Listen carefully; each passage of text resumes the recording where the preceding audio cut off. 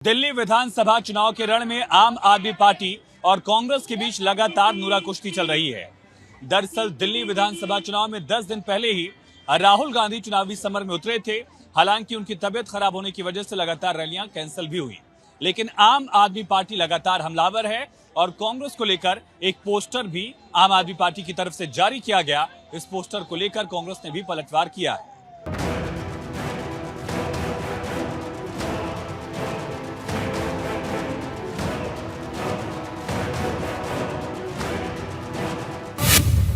दिल्ली में कांग्रेस आप में सियासी संग्राम तेज। आम आदमी पार्टी ने राहुल गांधी को बेईमानों की लिस्ट में डाला। कांग्रेस का हमला आपको बताया बीजेपी की बी टीम। दिल्ली में पोस्टर वॉर, बीजेपी आप कांग्रेस में तकरार। दिल्ली में राजनीतिक पारा चढ़ा हुआ है। सत्ताधारी आम आदमी पार्टी और बीजेपी के साथ साथ अब कांग्रेस भी हमलावर हो गई है। लोकसभा चुनाव में जहां आम आदमी पार्टी और कांग्रेस साथ थीं, वहीं विधानसभा चुनाव में दोनों पार्टियां एक दूसरे के खिलाफ तलवारें निकाल चुकी हैं। आम आदमी पार्टी ने पोस्टर जारी कर बीजेपी के साथ साथ कांग्रेस को भी निशाने पर लिया। पोस्टर में अरविंद केजरीवाल को ईमानदार बताते हुए कांग्रेस नेता राहुल गांधी को बेईमान बता दिया। पोस्टर में बीजेपी के नेताओं के साथ तीसरे नंबर पर राहुल गांधी की तस्वीर है। राहुल गांधी के अलावा कांग्रेस नेता अजय माकन और संदीप दीक्षित की भी तस्वीर पोस्टर में है। पोस्टर पर राहुल गांधी की तस्वीर जारी करने के बाद कांग्रेस हमलावर हो गई। कांग्रेस के तमाम नेताओं ने आम आदमी पार्टी पर करारा वार किया। कांग्रेस ने तो यहां तक कह दिया कि दम है तो इंडिया गठबंधन केजरीवाल छोड़ दें।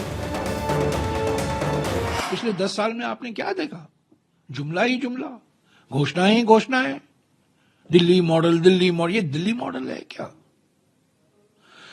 झूठ बोलकर, सरासर झूठ बोलकर केजरीवाल जी मुख्यमंत्री बने। शीला दीक्षित के ऊपर क्या क्या नहीं इल्जाम इन्होंने लगाया। क्या हुआ पिछले 10 साल में? आपने कोई जांच की? उस पर आपने कोई कार्रवाई की? दुनिया भर के इल्जाम आपने लगाए। चोरी नहीं सीना चोरी, लूट लिया पूरे दिल्ली को। शराब घोटाले में, जल बोर्ड में लूटा, पंजाब को लूटने वाला व्यक्ति जेल भी हो गया आदमी। प्रमाण बहुत सारे हैं और उल्टा चोर कोतवाल के डांटे। कभी कभी असली चेहरा उजागर होता था, आज उजागर हुआ है कि इंडिया गठबंधन के एलआई नहीं, ये बीजेपी के बी टीम है और महाकम्युनल व्यक्ति आदमी है। वो कुछ भी कह दें, जो खुद भ्रष्ट है, जो खुद शराब घोटाले में जेल और बेल पर हैं, जो वापस जेल जाने वाले हैं, वो सर्टिफिकेट ईमानदारी का बांटेंगे। वो केजरीवाल, थोड़ी सी भी नैतिकता बची हो ना, वो आंदोलन याद करो जिसमें स्वराज, जन लोकपाल, लोकायुक्त, नैतिकता, थोड़ी शर्म बची हो ना, राजनीति छोड़कर भाग जाना चाहिए और दिल्ली छोड़कर। दिल्ली विधानसभा चुनाव में हर रोज सियासी समीकरण बदल रहे हैं।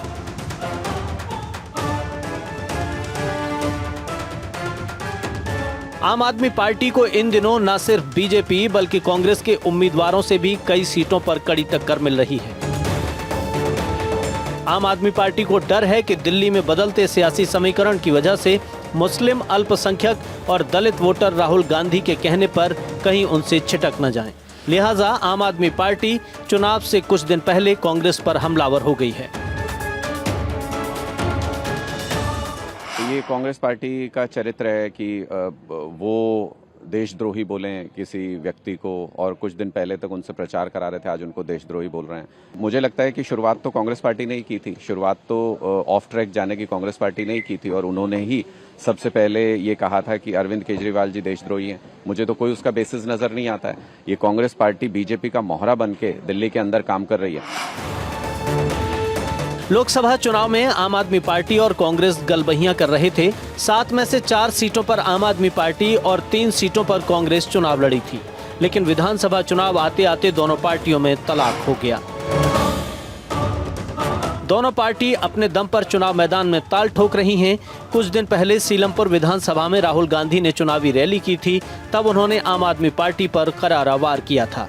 तब से कांग्रेस लगातार आम आदमी पार्टी पर निशाना साध रही है।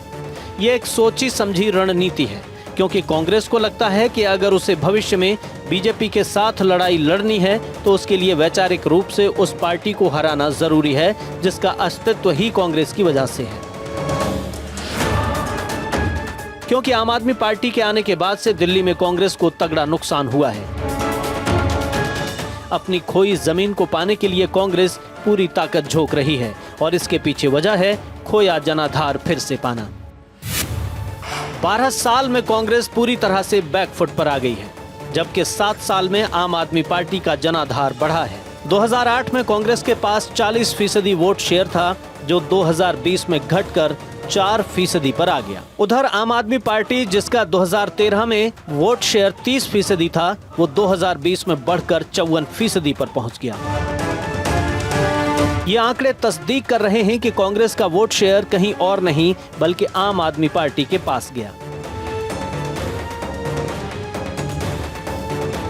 लिहाजा अपना वोट बैंक फिर से पाने के लिए कांग्रेस पार्टी जुट गई है। दिल्ली के चुनाव में पोस्टर वॉर खूब दिखाई दे रहा है।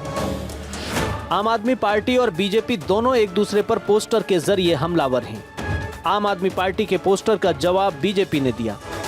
कुल मिलाकर देखें तो चुनाव काफी रोचक हो गया है और जैसे जैसे चुनावी तपिश बढ़ेगी, आरोप प्रत्यारोप का दौर तेज हो जाएगा। ऐसी स्थिति में देखना दिलचस्प होगा कि आम आदमी पार्टी पर कांग्रेस नेता राहुल गांधी किस तरह से वार करते हैं।